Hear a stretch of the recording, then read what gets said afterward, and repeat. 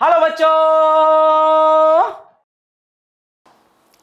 Hello dear students, आज हम start कर रहे हैं बेटा लेक्चर नंबर 5 और इस लेक्चर के अंदर हम बात करेंगे रोटेशनल डायनामिक्स की। रोटेशनल डायनामिक्स का मतलब क्या होता है बच्चा? बेटा जब हम किसी ऑब्जेक्ट को घुमाने के लिए टॉर्क लगाते हैं तो टॉर्क की वजह से उसके अंदर एक एंगुलर एक्सेलरेशन आ जाता है। जिस तरीके से हम लोगों ने फोर्स डायनामिक्स के बारे में बात करी थी न्यूटन लॉज के अंदर, और हमने कहा था कि हमने फोर्स लगाया तो एक्सेलरेशन आई, तो डिफरेंट फोर्सेस निकाले, नेट फोर्स निकाला और उसको मास इनटू एक्सेलरेशन कर दिया। That was the whole study of the forces and the acceleration caused by those forces. वैसे ही हम यहां पर रोटेशनल डायनामिक्स के अंदर बात करेंगे बहुत सारे टॉर्क्स की। तो हम सबसे पहले ऑब्जेक्ट के एफबीडीज बनाएंगे और उस पर जितने भी फोर्सेस लग रहे हैं उनकी वजह से टॉर्क निकालेंगे, and then torque will be equal to I into alpha, मतलब वो बॉडी के अंदर एक एंगुलर एक्सेलरेशन पैदा करेंगे। इन सब चीजों के बारे में हम पढ़ेंगे, लेकिन इससे पहले अगर हम देखें तो हमारे चारों तरफ बहुत सारे केसेस हो रहे होते हैं जहां पर हम टॉर्क लगा रहे होते हैं और टॉर्क लगाकर ऑब्जेक्ट्स के अंदर एक एंगुलर एक्सेलरेशन पैदा कर रहे होते हैं।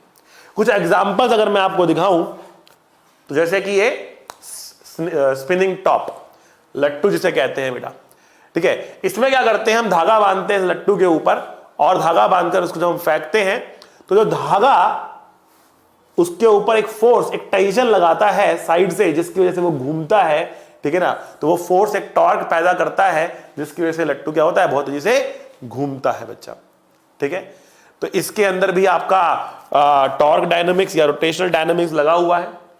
स्पिनिंग विजेट आजकल ये बहुत चल रहा है, कुछ ट्रेंड टाइम पहले ये ट्रेंड में आया था, ठीक है। इसको आप फिंगर्स के बीच में रखकर अपने दूसरी फिंगर से इसको मूव कराते हो और इस तरीके से ये आपकी फिंगर पे बैलेंस हो जाता है और इस तरीके से ये घूमता है। तो इसको घुमाने के लिए भी आपको एक टॉर्क लगाना पड़ता है और टॉर्क इसके अंदर एक एंगुलर एक्सेलरेशन को पैदा करता है। उसी तरीके से अगर एक बॉलर जब बॉल करता है, स्पिनर जब स्पिन करता है तो वो अपने हाथ से बॉल को घुमाकर फेंकता है और उसके ऊपर एक टॉर्क लगाता है जिससे बॉल के पास क्या आता है बेटा, एक ओमेगा आ जाता है, एक एंगुलर एक्सेलरेशन आ जाती है, ठीक है ना, और जिसकी वजह से बॉल जो है वो घूमना शुरू कर देती है। वैसे अगर हम बात करें, ये एक मैरी गो राउंड बेटा झूला है, ठीक है। इसको घुमाने के लिए भी आपको यहां पर टॉर्क लगाना पड़ता है, फोर्स लगाना पड़ता है। जब आप यहां पर एक फोर्स लगाते हो तो उस फोर्स की वजह से टॉर्क पैदा होता है और वो टॉर्क इसको घुमाने में मदद करता है, इसके अंदर एक एंगुलर एक्सेलरेशन को पैदा करता है, ठीक है बच्चा। तो इसी तरीके से बहुत सारे केसेस हैं हमारे आसपास जहां पर हम टॉर्क लगा रहे होते हैं और एंगुलर एक्सेलरेशन को बॉडी के अंदर पैदा कर रहे होते हैं, ठीक है। तो अब क्या रिलेशन है टॉर्क का और एंगुलर एक्सेलरेशन का? तो अगर हम याद करें न्यूटन लॉज ऑफ मोशन के अंदर हम लोगों ने एक रिलेशन पढ़ा था फोर्स और एक्सेलरेशन के बीच में। बेटा क्या रिलेशन था वो? उसको हम कहते हैं न्यूटन सेकंड लॉ।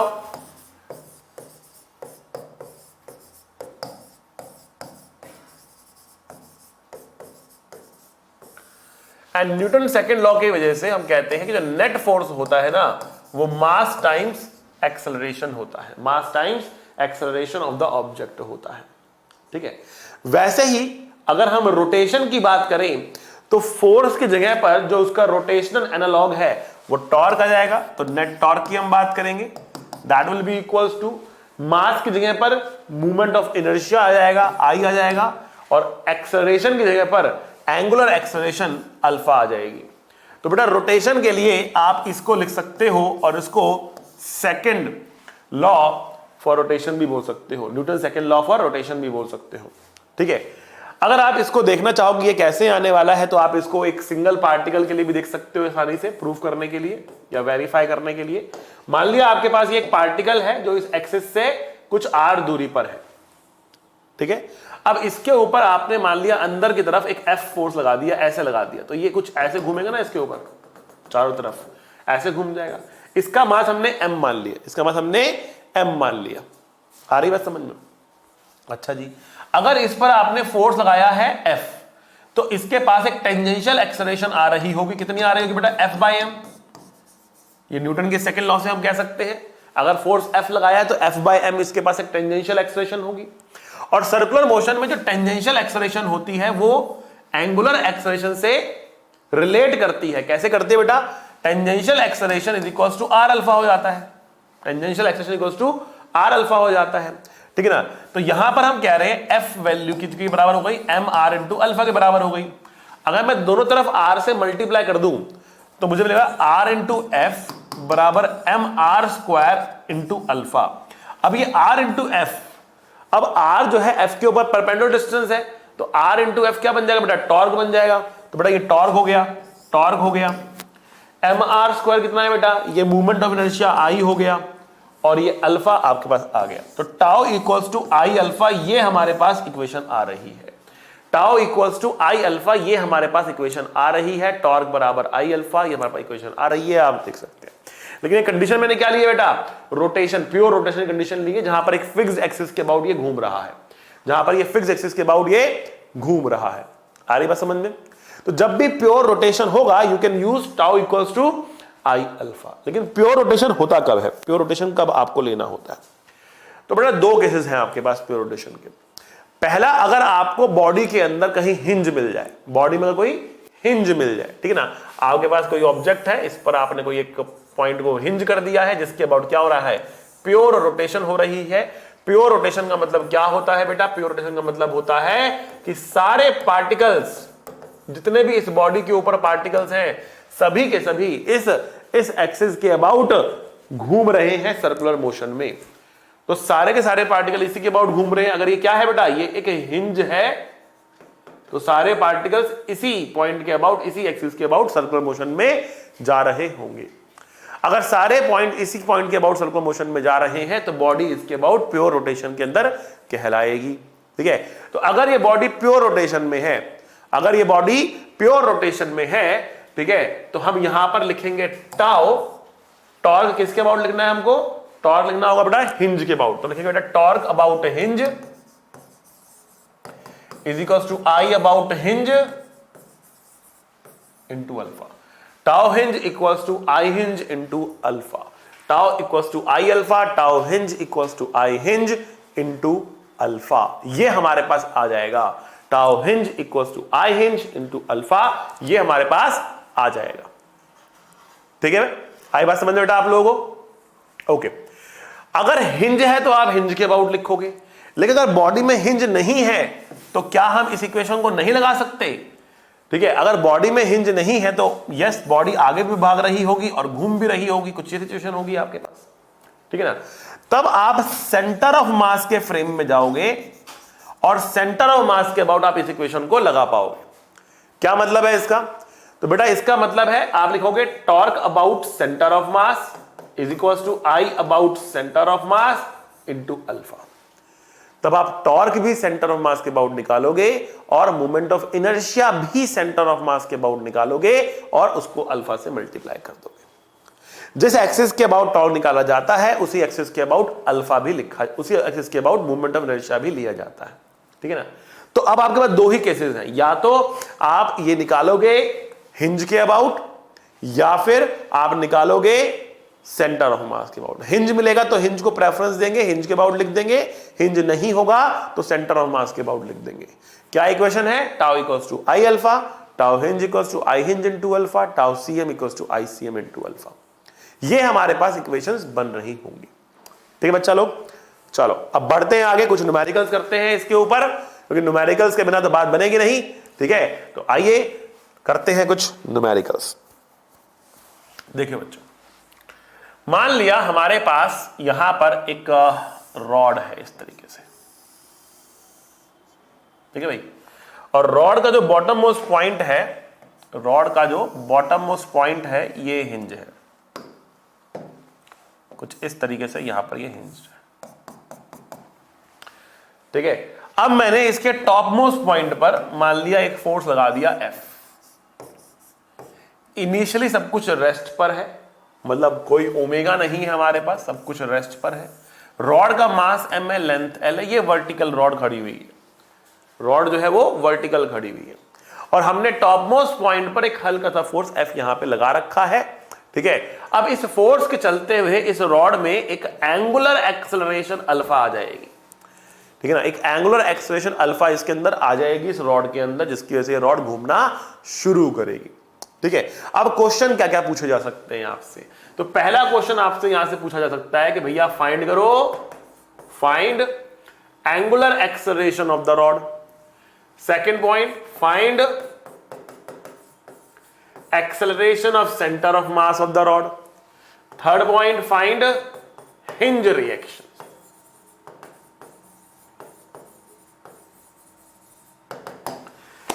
तो सबसे पहला काम बेटा सुंदर डायग्राम, ठीक है। तो सबसे पहले हम यहां पर क्या करेंगे बेटा, एक FBD बनाएंगे इसका, ठीक है ना, फ्री बॉडी डायग्राम बनाएंगे। देखते हैं क्या क्या डायग्राम में आता है, कौन कौन से फोर्सेस आते हैं।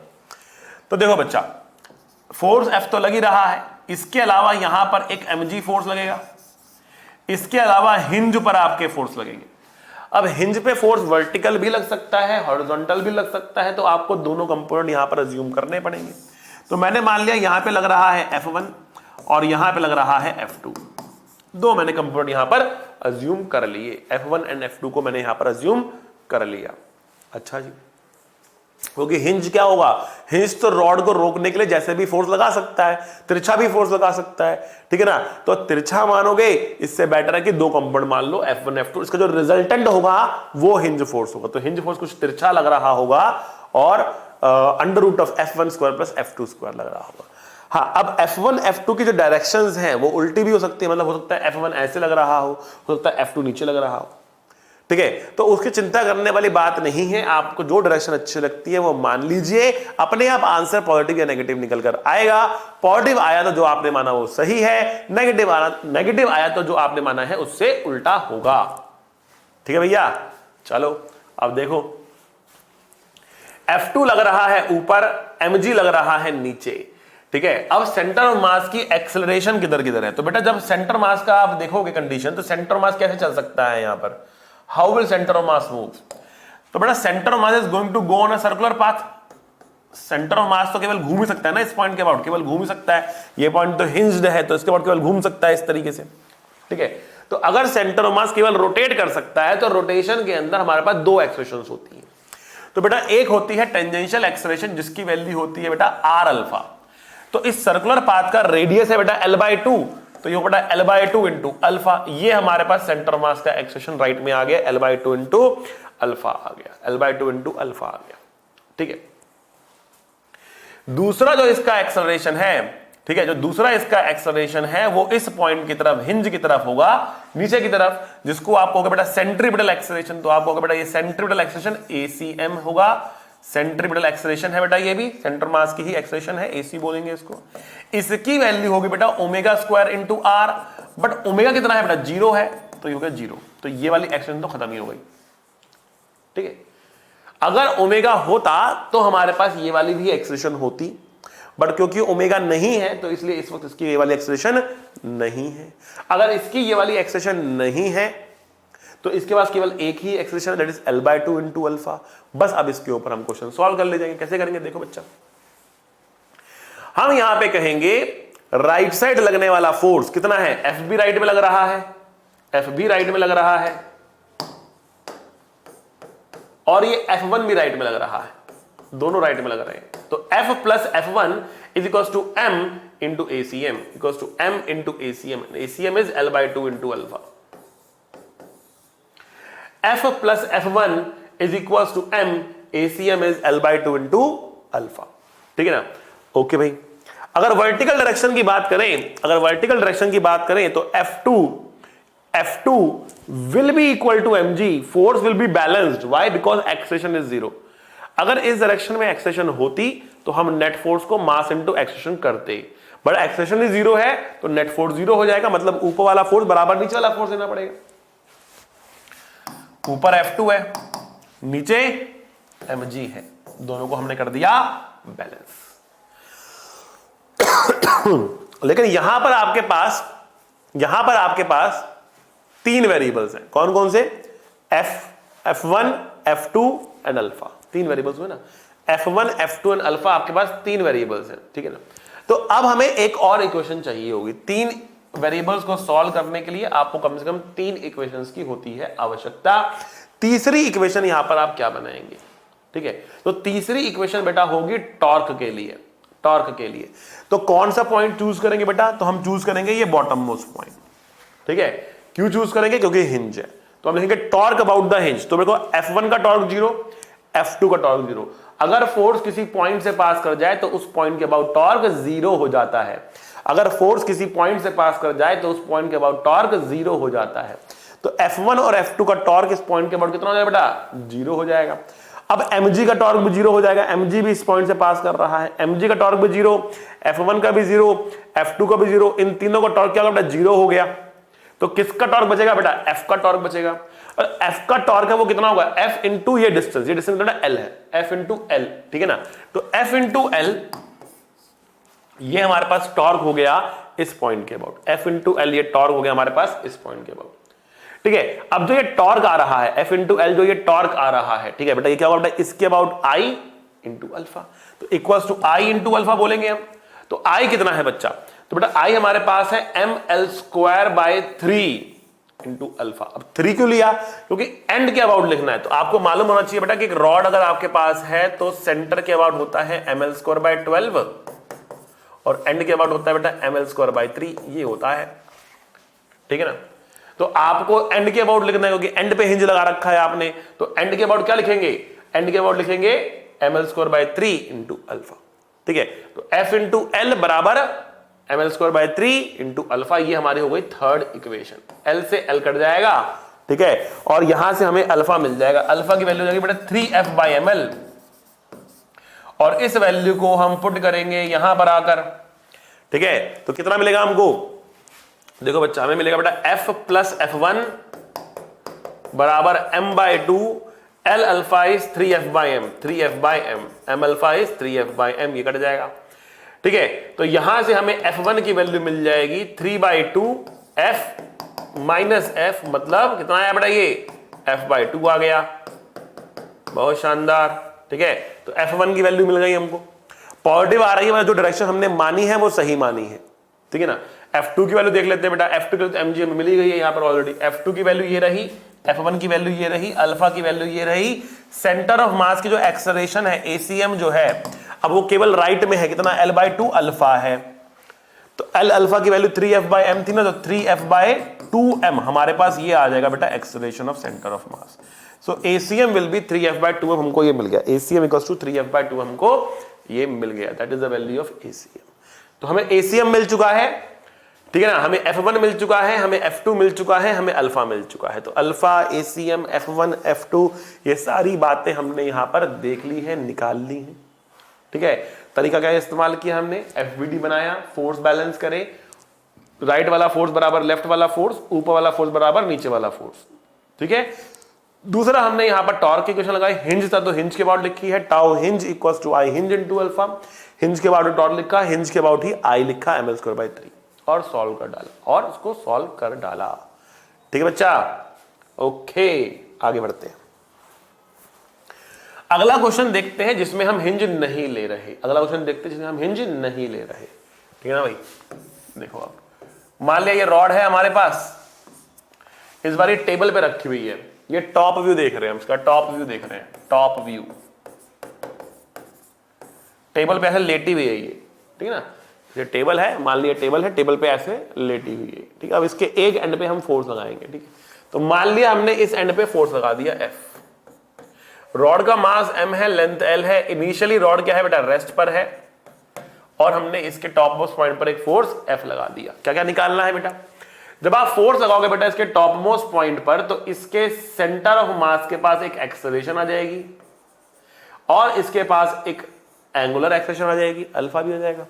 ठीक है, so now the question is find acceleration of centre of mass and angular acceleration of the rod. Angular acceleration of the rod कितना है, एंड जो अल्फा की वैल्यू है ये कितनी है। ये दो बातें आपको निकालने के लिए कही जा रही है। तो कैसे निकालेंगे भैया, देख लेते हैं इसको।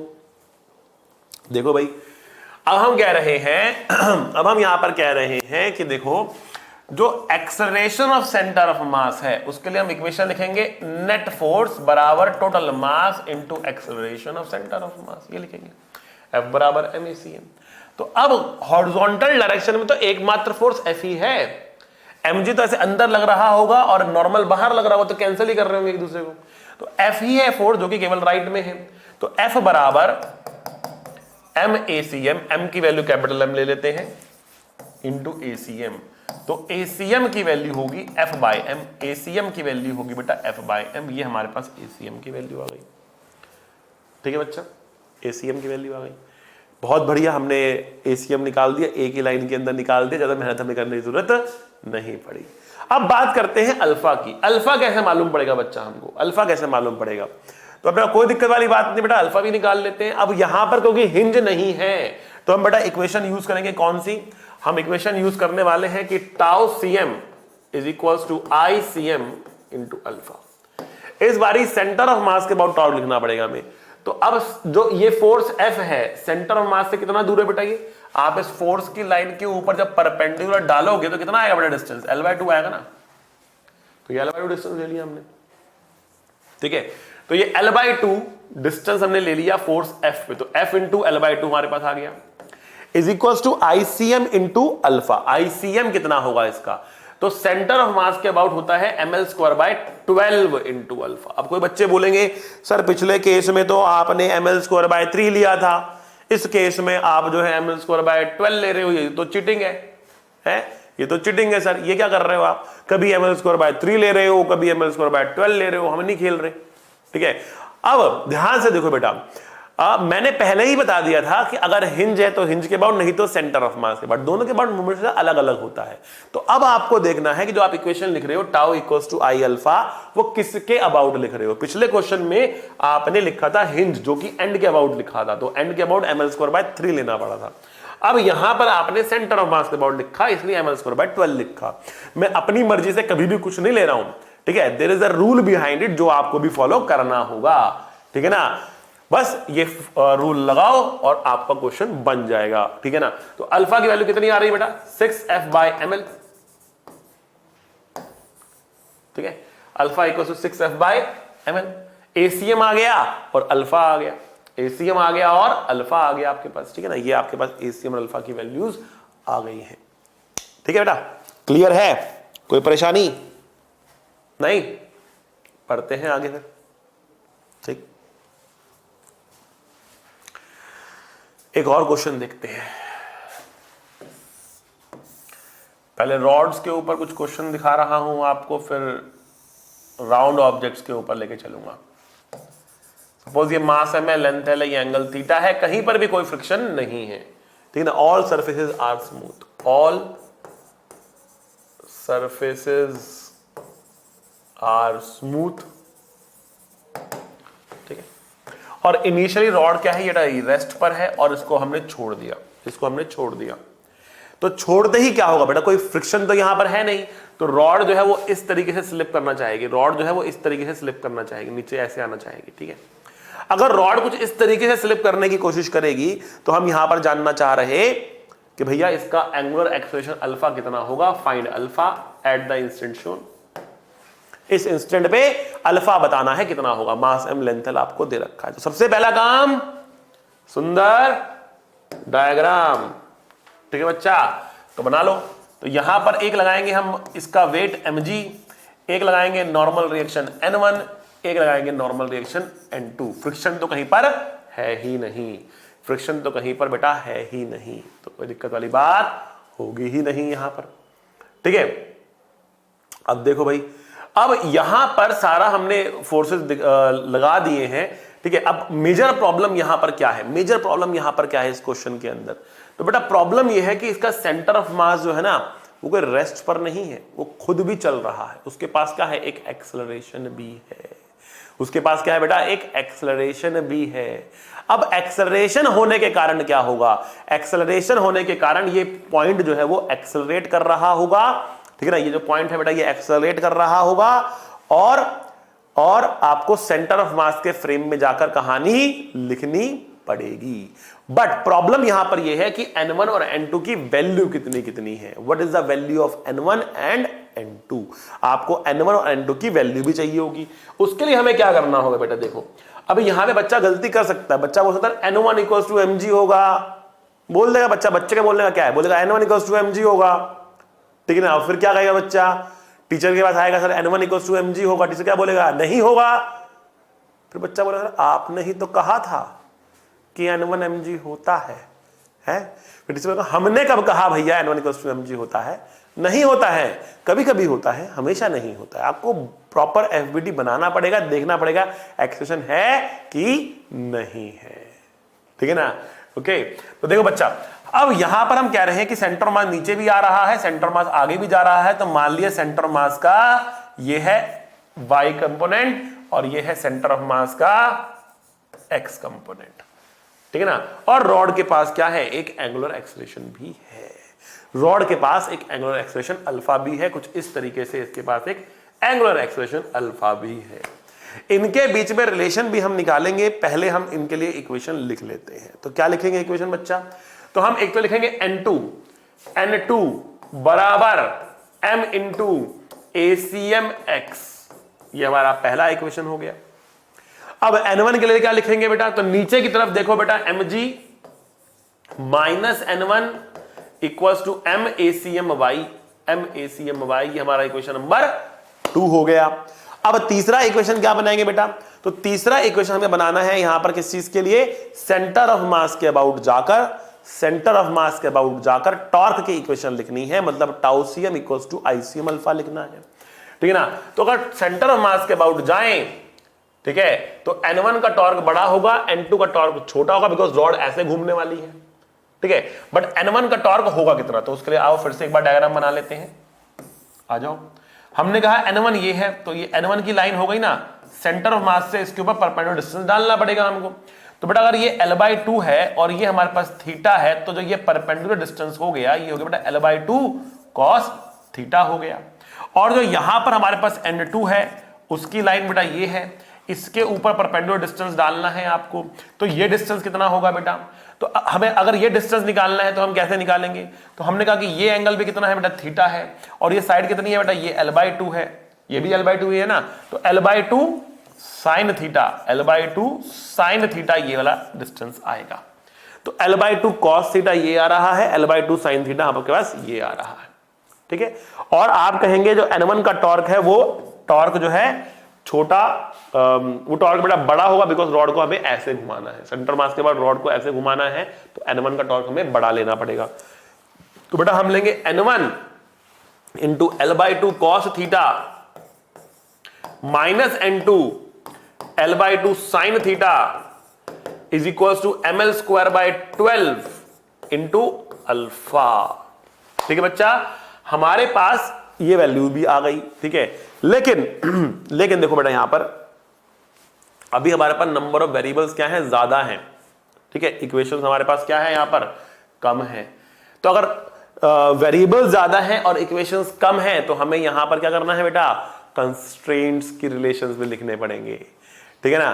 तो कंस्ट्रेंट के रिलेशंस क्या लिखे जाएंगे, तो दो कंस्ट्रेंट आपके पास आने वाले हैं। वो कंस्ट्रेंट क्या आने वाले हैं कि जो ये वाला एंड है ये नीचे जाने वाला है, और जो ये वाला एंड है बेटा ये आगे जाने वाला है। ये एंड नीचे जाने वाला है, ये एंड आगे जाने वाला है, ठीक है ना।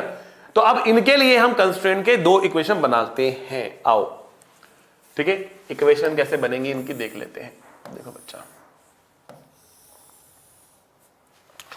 देखो हमने कहा कि ये हमारे पास और ये हमारे पास एक्सेलरेशन है, ठीक है ना। हमने इसको माना था ACM x और इसको माना था ACM y, और हमने इसके पास एक अल्फा भी माना था, ओमेगा था नहीं। तो इसके रिस्पेक्ट में इसकी एक्सेलरेशन होगी l/2 अल्फा, और सेंटर ऑफ मास के फ्रेम में वापस आएंगे तो इस तरफ, सेंटर मास से ग्राउंड फ्रेम में वापस आएंगे तो हम जोड़ेंगे इसको वापस से इस तरीके से ACM y, ठीक है। अब इस वाले पॉइंट की एक्सेशन क्योंकि राइट में है, इसलिए वर्टिकल डायरेक्शन में कंपोनेंट्स कटने चाहिए। तो अगर हम कह रहे हैं कि ये एंगल थीटा है, तो बेटा ये एंगल भी हमारे पास थीटा रहेगा, और हम लिख पाएंगे बेटा l/2 अल्फा cos थीटा बराबर ACM y होगा, तब ये कट जाएगा, नेट एक्सेलरेशन इस डायरेक्शन में आ जाएगी। ठीक है, ये हमारी इक्वेशन नंबर 4 हो गई। अब पांचवी इक्वेशन बनानी है हमको। पांचवी इक्वेशन कैसे बनेगी? तो बेटा देखो, इस वाले पॉइंट के लिए इक्वेशन बना सकते हैं। ठीक है, तो सेंटर ऑफ मास के फ्रेम में ये रॉड ऐसे घूम रही होगी, तो इसलिए इसका एक्सेलरेशन इधर होगा, L/2 अल्फा टेंजेंशियल एक्सेलरेशन होगा। और सेंटर ऑफ मास से ग्राउंड के फ्रेम में आने के लिए हमारे पास एक्सेलरेशन इधर इधर रहेंगी। ये कितना होगा बेटा? ये होगा ACM x होगा, ये होगा बेटा ACM y होगा। ठीक है, ये ACM x होगा, ये ACM y होगा। अब ये एंगल थीटा है, ये 90 माइनस थीटा है, तो ये एंगल बेटा कितना होगा? थीटा हो जाएगा। अब ये वाले की एक्सेलरेशन केवल नीचे होने वाली है, तो हॉरिजॉन्टल एक्सेलरेशन को बैलेंस करना पड़ेगा। तो हम बोलेंगे बेटा ये है हमारे पास ACM x is equals to L/2 alpha into sine theta compound हो जाएगा, इक्वेशन नंबर 5। तो बेटा बहुत ही लेंथी क्वेश्चन जाने वाला है, ये 5 इक्वेशन इसके अंदर हमने बना दी हैं।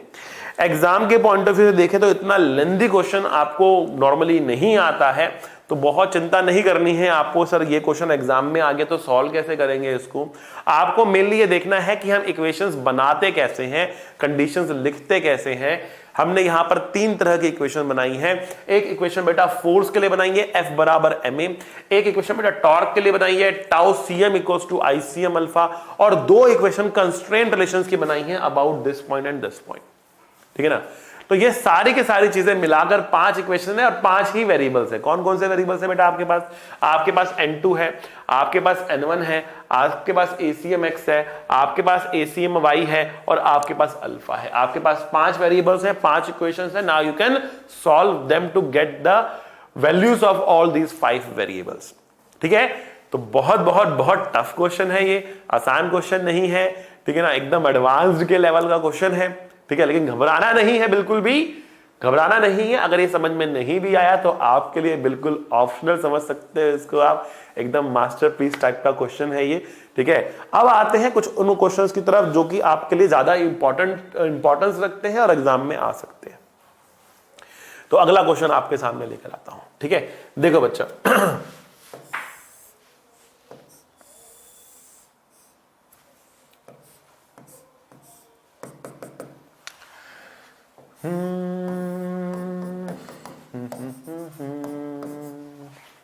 हमारे पास ये रॉड है। रॉड का एक एंड जो है हमने यहां पर हिंज किया हुआ है और दूसरा एंड हमने यहां पर धागे से बांध रखा है। सडनली क्या हुआ कि ये जो धागा था ना, ये टूट गया। धागा जो था ये टूट गया और टूटते ही क्या होगा? ये रॉड घूमना शुरू करेगी। तो क्वेश्चन ये है कि जैसे ये धागा टूटता है, इस रॉड के पास एंगुलर एक्सेलरेशन कितनी आएगी, इसके सेंटर ऑफ मास के पास एक्सेलरेशन कितनी आ जाएगी और इसके पास इस हिंज पे कितना फोर्स लगेगा। 3 चीजें निकालनी है आपको। पहला, you have to find ACM, दूसरा अल्फा, तीसरा हिंज फोर्स। ये 3 चीजें आपको बतानी होंगी। ठीक है, तो जैसे ही ये टूट गया, इसका अगर हम FBD बनाते हैं, सबसे पहला काम तो बेटा सुंदर डायग्राम है, था और रहेगा। ओके, तो mg लगाया। अब हिंज फोर्स आपके पास ऐसा भी हो सकता है F1, ऐसा भी हो सकता है F2, देखना पड़ेगा कि कैसा होने वाला है। अब सेंटर ऑफ मास का एक्सेलरेशन देखते हैं। तो सेंटर ऑफ मास जो है वो एक सर्कुलर पाथ में जा सकता है, तो इसके पास बेटा दो इसके पास एक्सेलरेशन हो सकती हैं। अगर इसके पास ये अल्फा है तो एक टेंजेंशियल एक्सेलरेशन हो सकती है इसके पास, कितनी बेटा? L/2 into alpha, R alpha. और दूसरी बेटा सेंट्रीपिटल एक्सेलरेशन हो सकती है इसके पास ACM, AC। बट AC की वैल्यू होगी बेटा 0। क्यों 0 होगी? बिकॉज ओमेगा तो इसके पास अभी है नहीं। तो अब हॉरिजॉन्टल डायरेक्शन में कोई एक्सेलरेशन है नहीं, तो हॉरिजॉन्टल डायरेक्शन में नेट फोर्स 0 होना चाहिए। दैट मींस F1 की वैल्यू 0 होनी चाहिए, क्योंकि कोई और फोर्स तो है नहीं इसको बैलेंस करने के लिए। तो F1 आ चुका है 0। अब बात करते हैं बाकी फोर्सेस की। तो नीचे की तरफ इसके पास एक एक्सेलरेशन है L/2 इंटू अल्फा, तो नीचे वाला फोर्स बड़ा होगा और हम लिखेंगे बेटा mg माइनस F2 बराबर m L/2 इंटू अल्फा। ठीक है, ये है बेटा आपके पास इक्वेशन नंबर 1। ठीक है, ये आपके पास इक्वेशन नंबर 1 आ गई। क्या कर रहे हैं हम यहां पे? हम लिख रहे हैं F नेट बराबर MACM, नीचे की तरफ force that is mg minus F2, mg minus F2 equals to m into ACM। ACM हमारे पास है बेटा L/2 इंटू अल्फा, नीचे की तरफ। ठीक है ना, वर्टिकल डायरेक्शन में लिख दिया। हॉरिजॉन्टल डायरेक्शन में तो ये लिखा ही था हमने इक्वेशन नंबर 2, जिससे हमने F1 को 0 प्रूफ किया था। अब हम टॉर्क की इक्वेशन लिखेंगे हिंज के अबाउट। टॉर्क की इक्वेशन लिखेंगे तो क्या लिखेंगे इसके अंदर हम, tau hinge equals to I hinge into alpha लिखेंगे। नाउ हिंज के अबाउट टॉर्क, F2 का टॉर्क 0, F1 का टॉर्क 0, टेंशन तो है नहीं, केवल mg का टॉर्क आएगा। कितना आएगा बेटा, mg कितना दूर है इससे, L/2 डिस्टेंस दूर है, mg L/2 डिस्टेंस दूर, तो mg इंटू L/2 आ गया। आई हिंज, हिंज के अबाउट मूवमेंट ऑफ इनर्शिया कितना है बेटा, ml²/3 है। हिंज के अबाउट, सेंटर के अबाउट नहीं लिख रहे हैं, हिंज के अबाउट, एंड के अबाउट ml²/3 होता है इंटू अल्फा। L से बेटा L कट गया, M से M कट गया, अल्फा की वैल्यू आएगी 3/2 G/L, 3/2 G/L, ये हमारे पास बेटा अल्फा की वैल्यू आ गई। एक बार हमें अल्फा मिल गया, यहां पुट करेंगे तो हमें सेंटर मास का एक्सप्रेशन मिल गया। F1 F2 तो हम ऑलरेडी निकाल ही चुके हैं, यहां से आपको F2 मिल जाएगा, F1 तो 0 है, अल्फा की वैल्यू यहां पुट करेंगे, सॉल्व करेंगे तो आपको F2 भी मिल जाएगा। तो once we get F2, F1 तो 0 है, F2 ही हमारा क्या बन जाएगा, हिंज रिएक्शन बन जाएगा, ठीक है ना। एक्सप्रेशन तो मिल रहा है आपको, यहां से कोई दिक्कत वाली बात है ही नहीं, निकाल देता हूं। ए टेंजेंशियल सेंटर मास का एक्सप्रेशन यही रहेगा बस, L/2 अल्फा, L/2 मतलब L अल्फा कितना है हमारे पास 3G/2, तो 3G/4 हो जाएगा, that is the tangential acceleration of centre of mass और that is the total acceleration of centre of mass as well. ठीक है बेटा, तो इस तरीके से हम टेंजेंशियल एक्सेलरेशन को निकाल सकते हैं। ठीक है भाई, आगे बढ़ते हैं। अब हम कुछ राउंड ऑब्जेक्ट्स के ऊपर लगाने की कोशिश करते हैं अपनी इस थ्योरी को, रोलिंग मोशन के साथ मिलाकर चीजों को मिक्स कर कर पढ़ने की करेंगे हम कोशिश। लेकिन उससे पहले कुछ टर्म्स में आपको और पढ़ा दूं, तो हम एक टर्म का नाम लिखते हैं जिसका नाम होता है बेटा रेडियस ऑफ गायरेशन।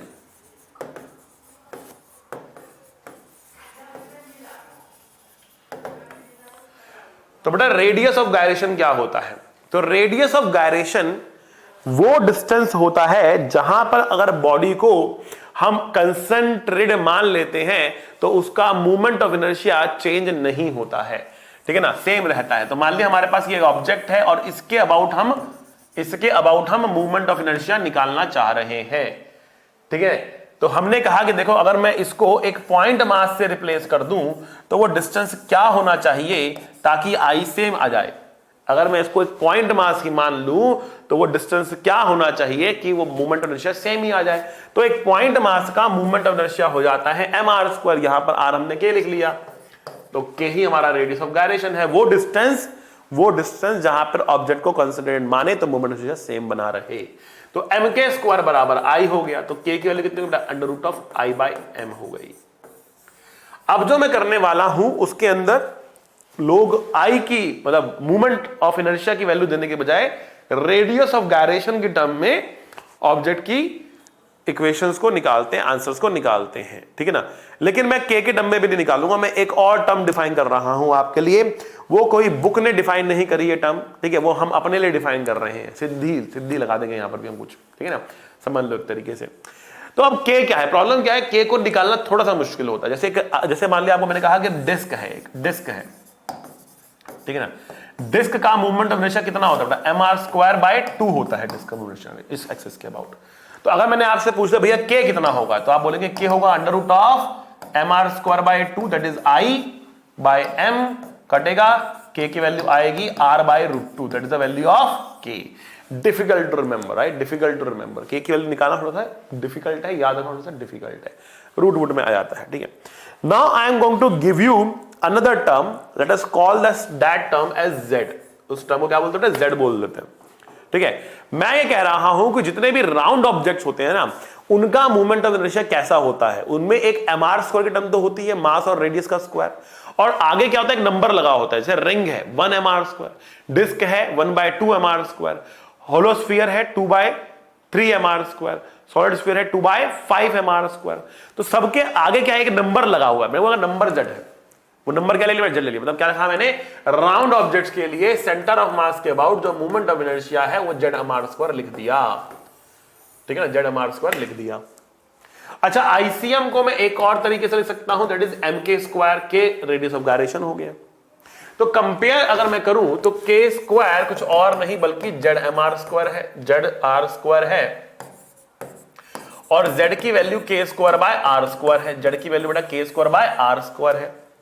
लेकिन मैं कह रहा हूं आपको कि भैया अब आपको इस टर्म को रहकर जेड की टर्म से अपना आंसर लिखेंगे, क्योंकि जेड की वैल्यू को याद रखना बड़ा ही आसान होता है। कैसे आसान होता है बेटा? अगर आपके पास रिंग है, डिस्क है, होलोस्फीयर है, सॉलिड स्फीयर है, रिंग हो या फिर होलो सिलेंडर हो, एक ही बात है। डिस्क हो या सॉलिड सिलेंडर हो बेटा, एक ही बात है।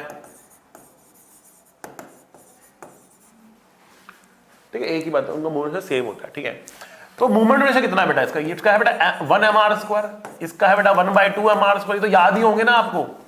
इसका है 2/3 mr², इसका है 2/5 mr²। तो मैं कह रहा हूं जेड की वैल्यू क्या है? रिंग के लिए बेटा कितना होगा? 1, डिस्क के लिए 1/2, इसके लिए 2/3, इसके लिए 2/5। बस जेड की वैल्यू हो गई याद। इतना सिंपल, इतना सिंपल। जेड की वैल्यू चुटकियों में हमें याद हो चुकी है। के की वैल्यू याद करना मुश्किल, जेड की वैल्यू याद करना आसान। ठीक है, इसलिए हम जेड की वैल्यू को याद कर लेंगे। कहीं पर अगर आपको जेड को कन्वर्ट करना भी पड़े के में, तो याद रखना जेड को हम रिप्लेस कर देंगे k² से। कन्वर्जन आ गया। अगर आपको के टर्म में कन्वर्ट करना ही है तो k² से रिप्लेस कर देंगे जेड को। बट इसलिए बोल रहा हूं बिकॉज बुक्स के टर्म में लिखती हैं फॉर्मूलाज, और मैं जेड के टर्म में लिखवाऊंगा आपको। जेड के टर्म में हम उसको याद कर लेंगे। ठीक है बच्चा, देखते हैं आगे।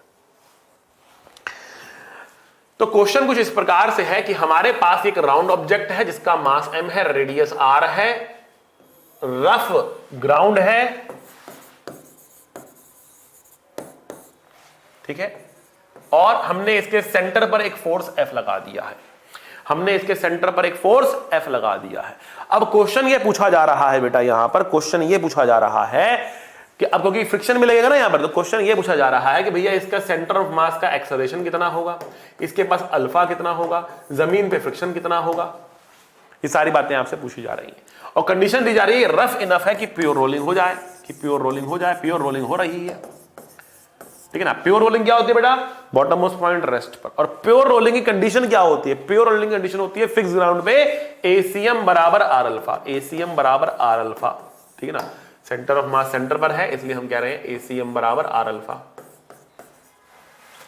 एसीएम बराबर आर अल्फा हमने लिख दिया। ठीक है ना, तो ये आपके प्योर रोलिंग की कंडीशन हो गई। इसकी वजह से प्योर रोलिंग हो रही है, तो ग्राउंड क्या है? फिक्स्ड है। ठीक है, अच्छा जी, अब क्या करें? तो एक इक्वेशन तो ऑलरेडी बना ही लिया आपने। दूसरी इक्वेशन कौन सी बनेगी बेटा? तो फ्रिक्शन लग रहा होगा यहां पर। तो हमने कहा कि मान लेते हैं फ्रिक्शन लग रहा है पीछे, तो F बराबर ma, F माइनस F बराबर m इंटू एसीएम। बेटा यही गिनी चुनी इक्वेशन है जो बार बार लगानी होती है। एक इक्वेशन तो ये लगा दिया आपने फोर्स की, F बराबर ma। दूसरी इक्वेशन लगा दी आपने रोलिंग की, एसीएम बराबर आर अल्फा। तीसरी इक्वेशन आपको लगानी है टॉर्क की, किस पॉइंट के अबाउट? सेंटर ऑफ मास के अबाउट। तो सेंटर ऑफ मास के अबाउट टॉर्क जब आप लिखने जाएंगे तो F का टॉर्क 0, mg का टॉर्क 0, नॉर्मल का टॉर्क 0, केवल इस F का टॉर्क आएगा। तो सेंटर ऑफ मास के अबाउट आप लिखेंगे इस F का torque, that is F into R बराबर F इंटू आर बराबर ICM दैट इज, चलो मैं पहले लिखता हूं ICM इंटू अल्फा। अब ICM क्या है बेटा हमारे पास? ZMR² है इसका। ICM क्या है हमारे पास? ZMR² है। हमने एक राउंड ऑब्जेक्ट लिया है, कौन सा लिया है ये नहीं बताया, बस ग्राउंड ऑब्जेक्ट लिया है। तो अब जो भी ऑब्जेक्ट देंगे उसका जेड रिप्लेस करेंगे, हमारा आंसर निकल जाएगा। ठीक है ना। तो हम कह रहे हैं कि जो आईसीएम हम आपके पास है इंटू अल्फा, आईसीएम है ZMR² इंटू अल्फा। ये थर्ड हो गया हमारे पास। एक आर से एक आर कट रहा है।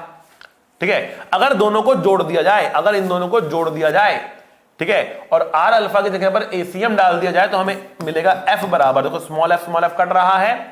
ठीक है, यहां पर हमारे पास Z into M, R alpha की जगह पे एसीएम प्लस एम एसीएम, मतलब यहां से सॉल्व करके हमें एसीएम मिल रहा है F by M 1 plus Z. ये हमारे पास एसीएम की वैल्यू आ रही है। इस फॉर्मूले को आप चाहें तो बेटा याद भी कर सकते हैं, बहुत इंपॉर्टेंट क्वेश्चन है।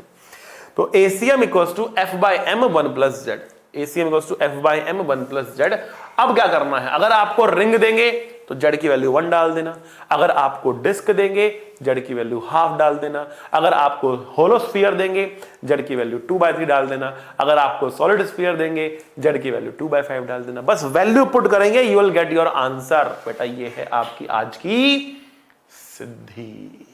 ठीक है बेटा, तो इस सिद्धि को लगा लिया तो लाइफ झिंगा लाला, सिद्धि लगा डाला तो लाइफ झिंगा लाला। बस जेड की वैल्यू पुट करनी है और आंसर को निकालते चले जाना है। ठीक है बच्चा, एसीएम मिल चुका है, यहां पुट करेंगे अल्फा मिल चुका है, एफ की वैल्यू निकाल लेते हैं। तो स्मॉल एफ की वैल्यू क्या है बेटा? देखो स्मॉल एफ की वैल्यू हमारे पास है Z M R alpha is ACM, and ACM कितना है बेटा हमारे पास? एसीएम हमारे पास है बेटा F by M 1 plus Z, तो एम और एम कट गया, तो एफ की वैल्यू कितनी आ रही है? Z F divide by 1 plus Z आ रही है, that is the value of F, that is the value of F. इतना फ्रिक्शन लग रहा होगा ग्राउंड पर, या फिर इतना फ्रिक्शन चाहिए प्योर रोलिंग कराते रहने की। ठीक है बेटा, ये है रिक्वायर्ड फ्रिक्शन। ये क्या है बेटा? रिक्वायर्ड फ्रिक्शन है, इतना फ्रिक्शन चाहिए, Z F divide by 1 plus Z. जैसे जैसे आप इस फोर्स एफ की वैल्यू बढ़ाओगे वैसे वैसे इस फ्रिक्शन फोर्स की रिक्वायरमेंट भी बढ़ती चली जाएगी। But what is the maximum friction that can act? Maximum कितना कितना फ्रिक्शन लग सकता है? What is the maximum value of friction that can act? The maximum value of friction that can act is mu into normal reaction. The maximum value of friction that can act is mu into normal reaction. And normal reaction यहां पे कितना है बेटा? Normal reaction यहां पर mg के बराबर है, mg के बराबर है। ये मैक्सिमम वैल्यू है, ये रिक्वायर्ड फ्रिक्शन है। तो कम से कम म्यू कितना होना चाहिए?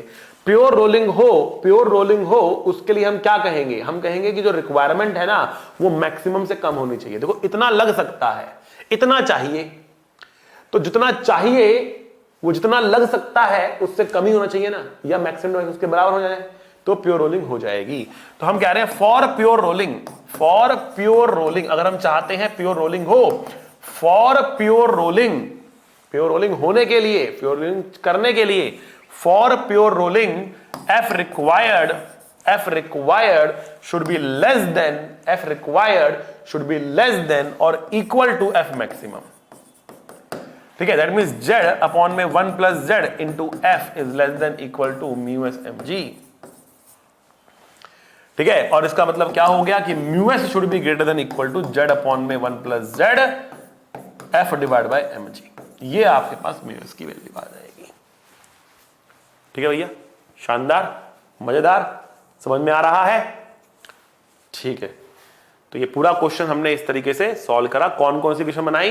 प्योर रोलिंग की इक्वेशन बनाई, ठीक है ना, फोर्स की इक्वेशन बनाई, टॉर्क की इक्वेशन बनाई, उनको सॉल्व करके अपने आंसर को निकाल दिया। अब आइए आगे देखते हैं, अगले क्वेश्चन की तरफ बढ़ते हैं।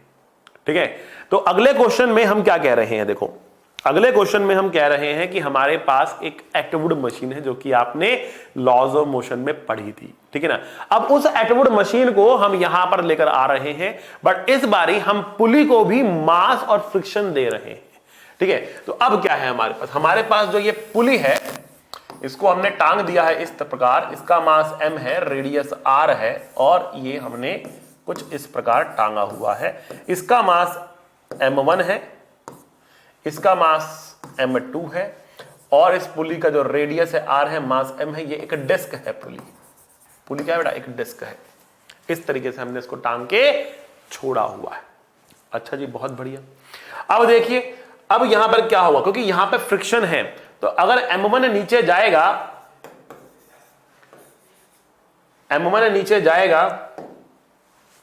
a एक्सेशन के साथ, तो m2 ऊपर जाएगा a एक्सेशन के साथ।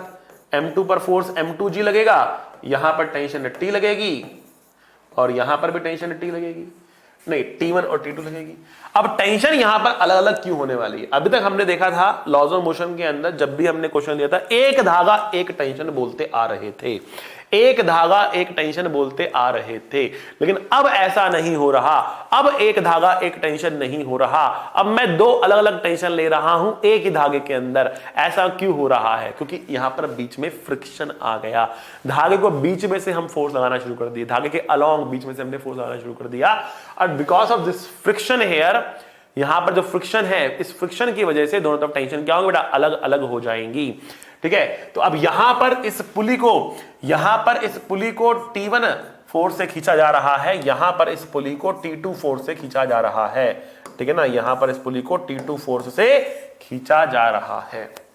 अब अगर ये नीचे जा रहा है, ये ऊपर जा रहा है, तो ये पुली कुछ इस प्रकार से घूमने वाली है, कुछ अल्फा एंगुलर एक्सेलरेशन से घूमने वाली है। और पुली अगर ऐसे घूमेगी तो T1 का टॉर्क बड़ा और T2 का टॉर्क छोटा होना चाहिए। कितने वेरिएबल्स हमारे पास है? एक तो A वेरिएबल दिख रहा, एक T1 दिख रहा, एक T2 दिख रहा और एक अल्फा दिख रहा। इन चारों वेरिएबल्स को सॉल्व करने के लिए हमें कम से कम 4 इक्वेशंस की आवश्यकता होगी। इन 4 इक्वेशन को सॉल्व करने के लिए हमें कम से कम 4 इक्वेशंस की आवश्यकता होगी पड़ेगी। आइए देखते हैं इन 4 इक्वेशंस को हम कैसे बना सकते हैं। तो एक तो इक्वेशन है फोर्स वाली, इस वाले के लिए F बराबर m, ये नीचे जा रहा है ना, इसलिए हम क्या बोलेंगे, m1g minus T1 equals to m1 into a। ये ऊपर जा रहा है तो हम क्या बोलेंगे, T2 minus m2g is equals to m2 into a, ठीक है ना। ये नीचे जा रहा है इसलिए m1g minus T1 is equals to m1 into a, ये अब ऊपर जा रहा है इसलिए T2 minus m2g equals to m2 into a, ठीक। अब यहां पर आते हैं, यहां पर जब हम आएंगे तो हम कहेंगे देखो यहां पर रेडियस r है, T1 का टॉर्क बड़ा है, तो हम लिखेंगे T1 into r minus T2 into r, ठीक है ना। इसका टॉर्क छोटा है, इसका टॉर्क बड़ा, तभी ऐसे घूमेगा। तो T1 into r minus T2 into r बराबर T1 into r T2 into r बराबर I about center of mass into alpha, I about center of mass into alpha, that is mr square by 2 into alpha। अब चौथी equation कौन सी लिखी जाए? तो बेटा देखो यहां पर स्लिपिंग नहीं हो रही है, धागा इसके ऊपर स्लिप नहीं कर रहा है, तो धागे की एक्सेलरेशन और इस पॉइंट की टेंजेंशियल एक्सेलरेशन बराबर होनी चाहिए। फॉर एग्जाम्पल मैं कह रहा हूं कि ये अल्फा से घूम रहा है, अल्फा से घूम रहा है मतलब ये जो पॉइंट है डिस्क का, ये नीचे जा रहा होगा, आर अल्फा की एक्सेलरेशन से ये वाला पॉइंट ऊपर भाग रहा होगा, आर अल्फा की एक्सेलरेशन से ये वाला पॉइंट राइट में आ रहा होगा आर अल्फा की एक्सेलरेशन से। और अब इसके ऊपर हमारे पास क्या है बेटा, धागा है, इसके ऊपर क्या है हमारे पास, धागा है पूरा इसे, और धागे की जो एक्सेलरेशन है बेटा वो a है। तो जो धागे वाला पॉइंट है वो नीचे आ रहा a से, ये वाला पॉइंट ऊपर जा रहा a से, ये वाला पॉइंट इधर जा रहा a से धागे का, और डिस्क का आर अल्फा से जा रहा है। अगर स्लिपिंग नहीं है तो दोनों एक्सेलरेशन बराबर होनी चाहिए, मतलब a बराबर आर अल्फा हम यहां पर लिख सकते हैं, हम a बराबर आर अल्फा को लिख सकते हैं यहां पर। चौथी इक्वेशन ये रही। चारों इक्वेशन को अगर हम सॉल्व कर दें तो हमें T1 T2 a और अल्फा मिल जाएगा, T1 T2 a और अल्फा मिल जाएगा। बहुत डिफिकल्ट नहीं है सॉल्व करना, केवल और केवल इसको पुट करना है यहां पर। r तो कट रहा है, तीनों को जोड़ देंगे, T1 T1 T2 कटेगा, सॉल्व होके आपको a की वैल्यू शानदार तरीके से मिल जाएगी। कितनी वैल्यू आएगा मैं आपको बता दूं, तो a की वैल्यू आने वाली है आपके पास m1 minus m2 into G divide by m1 plus m2 plus m by 2, ये आपके पास वैल्यू आने वाली है a की। इस तरीके से हम एक्सप्रेशन निकाल सकते हैं, ठीक है बच्चों। चलिए अगला प्रश्न देखते हैं। यो देखा आपने, यो उसमें क्या होता है, हमने एक धागा बांध दिया होता है उसके ऊपर ऐसे करके, ठीक है, और उसको छोड़ते हैं तो वैसे घूमता हुआ नीचे जाता है, ठीक है। तो अब कुछ उसका डायनेमिक्स हम देखने वाले हैं। तो देखो बेटा हमारे पास कुछ ये सिचुएशन है, इसके ऊपर धागा लपेट दिया था, लपेट दिया धागा हमने पूरा, उसको एक एंड ले जाकर हमने ऊपर यहां पे टांग दे दिया। तो लपेटा हुआ धागा इसके ऊपर और एक एंड उठा के हमने यहां पर टांग दिया है, ठीक है। अब इसका जो मास है m है, जो रेडियस है वो r है। मान लिया ये एक डिस्क है और धागा कहीं पर स्लिप नहीं हो रहा, तो इसका जो सेंटर ऑफ मास है वो नीचे भाग रहा होगा कुछ ACM से, और ये कुछ घूम रहा होगा अल्फा से, और यहां पर टेंशन होगी T। क्वेश्चन क्या है, T निकालना है, अल्फा निकालना है और ACM निकालना है, ठीक है बच्चा। तो अब देखो FBD बनाना है हमें इसका, तो हमने कहा कि यहां पर एक mg भी लग रहा होगा और एक टेंशन लग रहा होगा। 3 इक्वेशन बनानी है, 3 अननोन है। कौन कौन सी इक्वेशन बनेगी? पहली इक्वेशन बनेगी बेटा F बराबर ma, दूसरी बनेगी बेटा टाउ बराबर I अल्फा, और तीसरी बनेगी बेटा आपका रोलिंग वाली इक्वेशन, नो स्लिपिंग वाली कंडीशन। 3 इक्वेशन। F बराबर ma बनाते हैं सबसे पहले। तो F बराबर ma क्या है, mg नीचे लग रहा है ना और T ऊपर लग रहा है, equals to m into ACM, ठीक है। टाउ, अब हिंज तो है नहीं तो सेंटर मास का करेंगे, तो सेंटर ऑफ मास के बाद हम क्या लिखेंगे, mg का टॉर्क तो 0 हो गया, T का टॉर्क होगा T into R, T into R, T का torque equals to ICM that is mr²/2 into alpha. और तीसरी इक्वेशन क्या रहेगी बेटा, ACM बराबर आर अल्फा। क्यों हो गई है? अब आप अगर इस वायर को देखो तो एक तरीके से ये एक रोड हो गई जो रुकी हुई है, एक रोड हो गई जो रुकी हुई, तो रुकी हुई है ना भाई, तो रुका ही हुआ है, तो चल नहीं रहा है, तो रॉड हो गई रुकी हुई है। इसके ऊपर प्योर रोलिंग हो रही है, इसके ऊपर प्योर रोलिंग। जब ग्राउंड फिक्स्ड होता है, ग्राउंड मूव नहीं कर रहा होता, ग्राउंड फिक्स्ड होता है, तो हम क्या लिखते हैं? हम लिखते हैं ACM बराबर आर अल्फा। तो ACM बराबर आर अल्फा की ये इक्वेशन आपको तीसरी मिल गई। तीनों को सॉल्व करेंगे, we will get our answer. हमें हमारा आंसर बेटा मिल जाएगा तीनों को सॉल्व करने के बाद। कुछ नहीं करना, पुट करना है, सॉल्व करना है, विल गेट द आंसर। कर दें आपके लिए तो देख लो, वरना लिखोगे कमेंट में सर पूरा सॉल्व नहीं किया, हमसे नहीं होगा, कर दो। लो भैया कर रहे हैं। mr/2 इंटू अल्फा, या आर अल्फा लिख देते हैं पूरा। आर अल्फा इज ACM, ठीक है ना। इस टी को यहां पुट करेंगे तो कितना आएगा? mg minus MACM/2 divide by multiply by MACM। इसको वहां लेके जाएंगे, 3/2 MACM equals to mg, m cut गया, AC की वैल्यू 2/3 टाइम g। ये हमें हमारा आंसर आ गया। बहुत शानदार, ठीक है बेटा, समझ में आया बात आपको? क्लियर है? थोड़े से टफ क्वेश्चंस ले रहा हूं आज। रोटेशन में हम काफी आगे आ चुके हैं, कहीं ना कहीं चीजें टफ होनी ही थी, आपको अंदाजा था ही इस चीज का, ठीक है। लेकिन घबराना नहीं है, साथ बने रहना है, पढ़ते रहना है, मेहनत करते रहना है, ठीक है बच्चा। एक लास्ट चीज मैं करवा दूं आपको इस टॉपिक के अंदर, उसके बाद फिर हम आज की क्लास में आपसे अलविदा ले लेंगे। एक लास्ट चीज और मैं करवाना चाह रहा हूं, ठीक है। थोड़ा सा डिफिकल्ट है, ध्यान से देखिएगा, समझने की कोशिश कीजिएगा उसको, ठीक है। देखिए हमारे पास वही अपना एक राउंड ऑब्जेक्ट है, ठीक है, राउंड ऑब्जेक्ट है।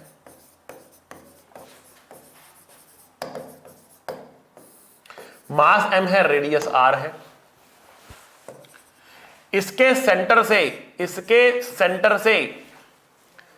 h हाइट ऊपर, इसके सेंटर से h हाइट ऊपर हमने एक फोर्स लगा दिया है F, ठीक है।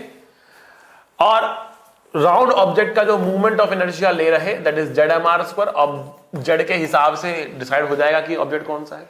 क्वेश्चन ये है कि जो बॉटम मोस्ट पॉइंट है वहां पर फ्रिक्शन आगे लगेगा, पीछे लगेगा कि जीरो लगेगा, फ्रिक्शन आगे लगेगा कि पीछे लगेगा कि जीरो लगेगा, ठीक है। That is what we want to calculate, ठीक है।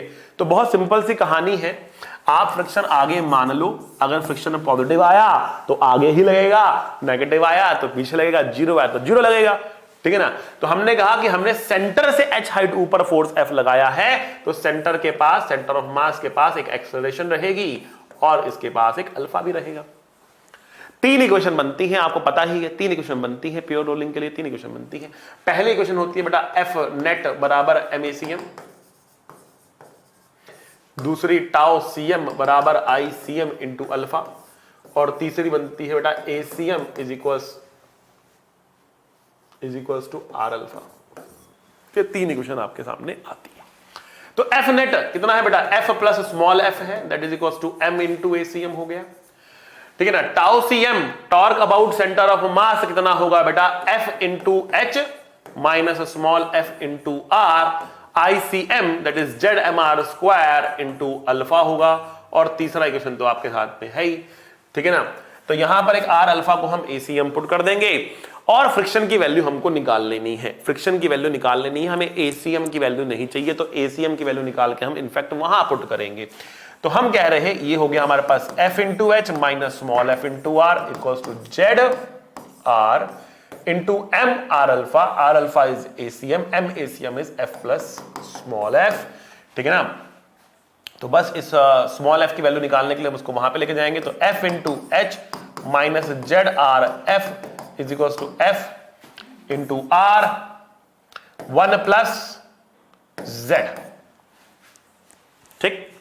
ये हमें F की वैल्यू मिल रही, तो F की वैल्यू हमें मिल रही F is equals to FH minus F भी आप चाहो तो कॉमन ले सकते हो, ZR डिवाइड बाय F, नहीं divide by R 1 plus Z. खैर ना, ये पॉजिटिव कब होगा? जब ये टर्म पॉजिटिव हो, बाकी सब तो पॉजिटिव है ही, तो ये जब टर्म पॉजिटिव हो जाएगी तब ये पॉजिटिव होगा। ठीक है, तो हम कह सकते हैं that friction is forward, friction is forward if Z, if H is greater than Z R, if H is greater than Z R.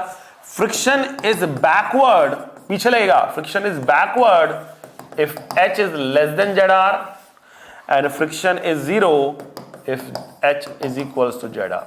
बेटा ये आपके पास कंडीशंस आ गई। जेड आर की वैल्यू को बस आपको देखना है कि वो ज्यादा है कि कम है। ऊपर, जितना ऊपर लगेगा ना उतना रोटेशन पैदा करेगा और फ्रिक्शन को आगे होना पड़ेगा। तो अगर उस पॉइंट जेड आर से ऊपर है तो फ्रिक्शन आगे लगेगा, वो घूम ज्यादा रहा होगा, उसके नीचे है तो वो पीछे लगेगा, और उसी पॉइंट पर है तो 0 लगेगा। जैसे कि मान लिया मैंने कहा कि भैया ये हमारे पास क्या है, ये हमारे पास डिस्क है, ये सेंटर है डिस्क का। ठीक है, तो डिस्क का जेड कितना होता है? जेड होता है 1/2, तो एच बराबर r/2, जेड इंटू आर मतलब r/2। तो अगर मैंने 3 केस लिए डिस्क के लिए, मैंने 3 केस लिए, 3 केस दिखा दिए मैंने आपको, लो। ठीक है, तो पहली बार मैंने फोर्स लगाया कहां पर? r/2 पर। फिर मैंने एक बार फोर्स लगाया कहां पर बेटा? r/4 पर। फिर मैंने एक बार फोर्स लगाया बेटा कहां पर? मैं लगा दिया थोड़ा सा r/2 से ऊपर लगाए, कहां लगाते हैं? टॉप मोस्ट पॉइंट पे लगा दिया। लो बेटा, फोर्स कितना लगा रहे हैं वो मैटर नहीं करता, किस पॉइंट पे लगा रहे हैं वो मैटर करता है फ्रिक्शन की डायरेक्शन जानने के लिए। तो जब मैंने लगाया यहां पर एकदम r/2 पर फोर्स लगाया तो यहां पर फ्रिक्शन आएगा बेटा 0, कोई फ्रिक्शन होगा ही नहीं, क्योंकि आपने जेड बराबर HR पे लगाया है, H बराबर ZR पे लगाया है। ठीक है, अब ये r/4 है, मतलब उससे कम है, नीचे लगाया है, तो फ्रिक्शन बेटा कहां आएगा? पीछे आ जाएगा, पीछे आएगा फ्रिक्शन। इसमें उस पॉइंट से ऊपर लगाया है, इसलिए फ्रिक्शन कहां आएगा बेटा? आगे आएगा फ्रिक्शन।